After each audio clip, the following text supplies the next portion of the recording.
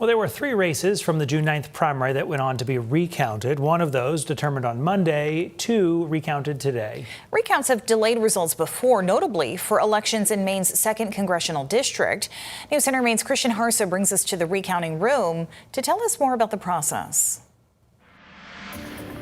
The recounting process takes time and it delays results, but when you have razor-thin margins, every vote counts. If there is an exact tie, it's an automatic recount. Which Deputy Secretary of State Kate McBrien says doesn't happen often. You know, in the case of the recount this morning, there was an 8-vote difference. Really close. This recount is between Republicans Nicholas Hamlin and Suzanne Andresen for the State House District 49 primary spot. Regardless of the race, McBrien says the recount process is the same, and the state covers a vote separated by less than 1.5%. Recounting goes with teams of 3 people, a Secretary of State staffer, and representatives from each campaign counting ballots by hand. They're both counting, they're both confirming the other person's count, and they're making sure that they all agree on how each vote is actually cast and how it should be read. The groups work town by town in the case of District 49 or box by box for District 135, which is only Kennebunk.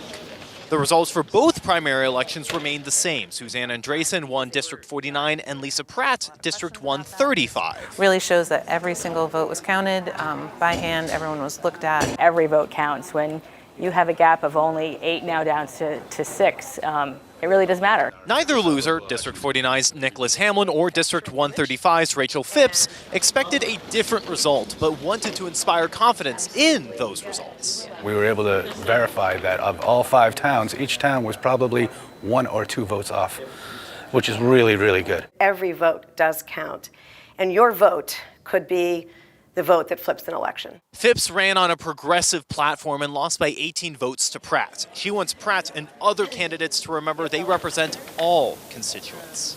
I think it's important that whoever is a representative recognizes that there are at least very close to half of our electorate who are looking for a progressive candidate with a progressive platform. The Secretary of State's office says that if a recount happens in the November election, it would follow the same process. But if it's a statewide election, it would probably require more manpower and time to complete. In Augusta, Christian Harsa, News Center, Maine.